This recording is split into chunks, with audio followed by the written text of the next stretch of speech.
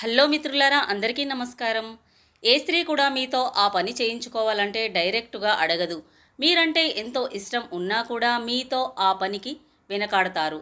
ఎందుకంటే మీరంటే ఇష్టం ఉన్నా కూడా ఆమె డైరెక్టుగా అడగకుండా ఇండైరెక్టుగా ఎందుకు అడుగుతుందో ఈ వీడియోలో వివరంగా తెలుసుకుందాం. ఏ స్త్రీ కూడా తనకు మీరంటే ఎంతో ఇష్టం ఉన్నప్పటికీ తాను డైరెక్టుగా నాకు ఆ కోరిక తీరుస్తావా అని సిగ్గు విడిచి ఏ స్త్రీ కూడా అడగదు. ఎందుకంటే కాస్త అభిమానం అనేది అడ్డుగా వస్తుంది. అడిగితే చులకన అవుతానేమో అనే భయం కూడా ఉంటుంది.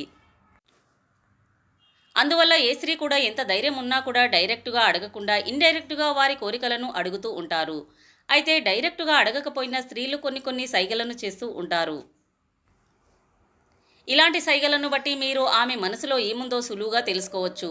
డైరెక్ట్గా అడగకపోయినా వారి యొక్క హావభావాలు అనేవి తేడాగా ఉంటాయి. అదీ కాకుండా కన్ను కొట్టడం, పెదవులను కొరకడం ఇలాంటి సైగలను చేస్తుంటారు.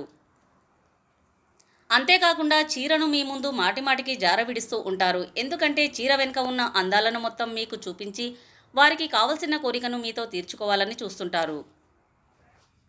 మీతో ఆ కోరికను తీర్చుకోవడానికి స్త్రీలు వారి యొక్క పెదవులను కొరుకుతూ ఓరచూపుతో కొరుక్కు తినేలా మిమ్మల్ని చూస్తూ ఏదో మత్తుగా మాట్లాడతారు.